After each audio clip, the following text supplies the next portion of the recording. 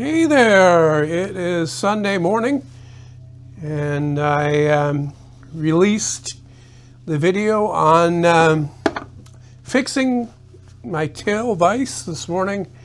This is the old lead screw and spindle. The problem, as I said in the video, was that it was turning the wrong way.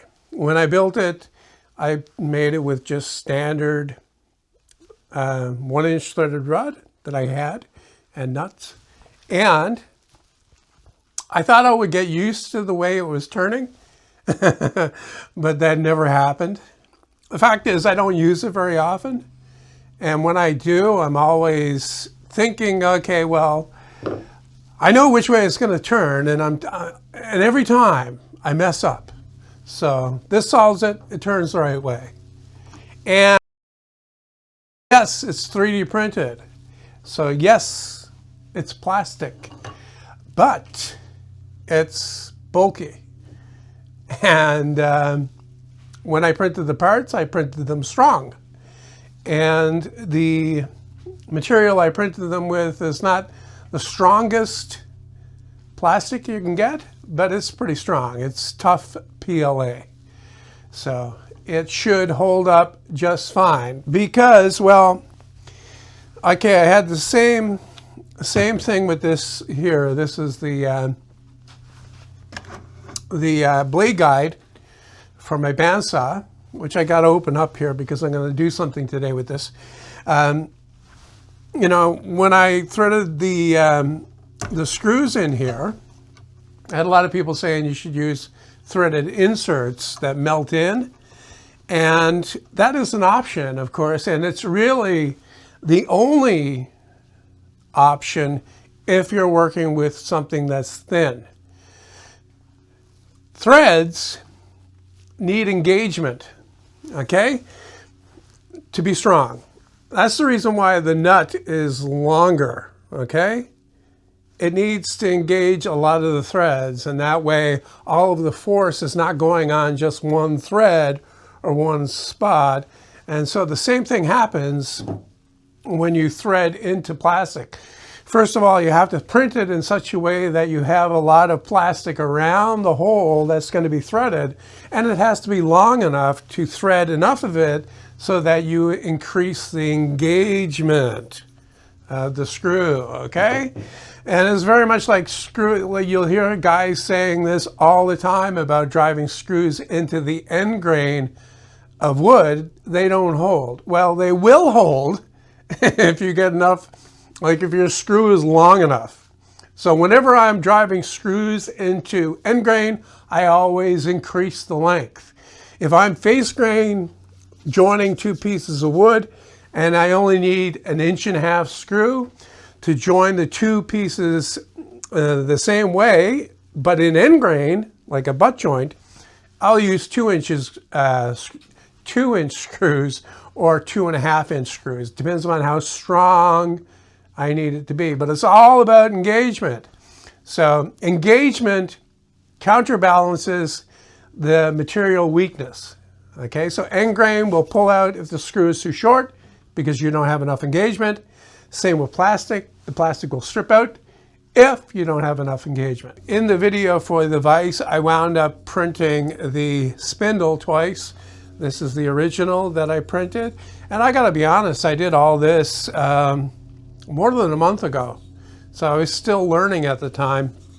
And I don't know, for some reason, completely gapped on this hole being along the seam, which was stupid on my part, actually. So I fixed it in the video by reprinting it and also making it long enough to make up for the thickness that I didn't have there. And like I said, I quickly redesigned it by just moving the hole in the file that I had and also fixing the way, when I originally printed this, I printed it with support because I wasn't sure if it would go up around this. Like I said, I was just starting. As it turns out, it probably would have done it without support, but I added it anyway. But in this way, like in the new design, I peaked it up so it absolutely won't need support. And that extra peaking up really doesn't affect the strength of the thing at all. and it slipped on the shaft like it grew there, and I'm totally happy with the results. I doubt I'll ever see the day using this the way I normally do to wear it out. You might be saying, what are you going to be doing with the bandsaw, John? And I'll talk about that in a bit, but first I want to talk about this right here, which is a toggle clamp that I designed just as an exercise. Once again, I'm really trying to get good at designing stuff in FreeCAD. So I did this and it works beautifully, and it's a little big in the handle here especially, but it can really put on a lot of force. It can hold something down really well. And once again, it's completely printed on the 3D printer. And I'll be I'll be putting the file for this on Patreon and Locals as soon as I get it. I get the handle length changed. I want to shorten this by about 1.5 inches, and I'm thinking I should shorten this a little bit. I don't think this needs to be sticking out because I didn't make it so that this is slotted, so this can move back and forth. So it really doesn't need to stick out that far. Right? It'd be better if it was in here somewhere, and then I can shorten this by about 1 inch. So I'll make those changes and I'll put it on Patreon and Locals to go with the other ones that I already have there. Okay? Now the change that I'm making to the bandsaw is something else that I printed almost a month ago, and it's this here. It's a new wheel, a new bandsaw wheel to replace the upper one, just to see how well it works. Because you take a wooden bandsaw, there are tricky things to make on here, and they're easy things to make. A lot of guys would have a problem with the whole thing. Other guys would have no problem with the straight cuts and putting stuff together. But getting a wheel made and balanced and actually crowning it so that the blade tracks properly, that is a little bit more tricky. You need to be a pretty advanced woodworker to do that accurately enough to work on a bandsaw. Okay, so this one that I have here works perfectly, but I thought it would be interesting to design and make one that would replace it and see how it works. And the beauty of this is, of course, that it is 3D printed, so you don't have to machine anything. And once it goes together, it's perfectly balanced because there's no difference between all of these pieces. Okay? And I made the hub on both sides that hold the bearings from PETG. And it's all glued together with polyurethane construction adhesive, the strongest variety of that stuff. So it should be good, and I'm going to try it out. I also, like I said, crowned. That's something else you can do. When you 3D print, you can build the crown in.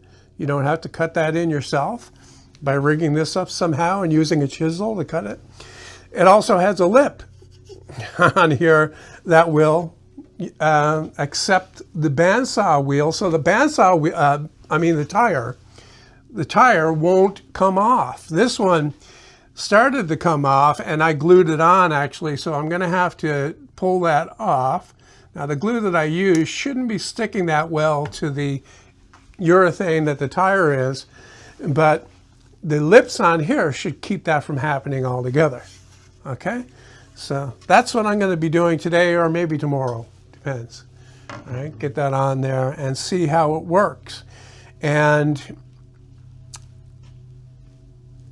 I would like to put it on there and leave the tension on for maybe a week and then run it again to see if anything changes, because one thing you hear all the time about 3D printed parts, especially made from PLA, which is what this is that they don't, they'll sag under load.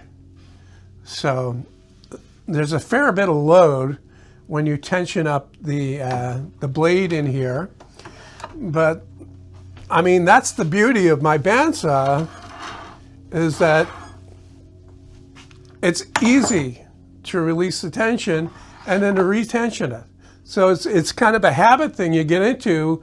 Before you use the bandsaw, you put the tension on because you can see the handle here, it's in the way. You put the tension on, and when you're done, you release the tension. Okay? So this would be better suited for something like this that is easy and quick to release the tension, I think. But I would also like to leave the tension on and see if anything actually happens. I seriously doubt it will. I printed this very strong. It took 20 hours of printing. Now I slowed down the print to make it stronger, but it took 20 hours to print all of these parts. This is 8 of these pieces right here, these quarter pieces, and 2 of these hubs. So 20 hours in total. But in that 20 hours, I was messing around with other things. While that was printing, I was doing something else. So yeah, that's the beauty of a 3D printer. It can do things super accurate, super precise, and to do it while you're doing something else. If you need to pause a little longer, just click the pause button. But the show must go on, and thankfully all the things my girlfriend used to do can be taken care of with my right hand.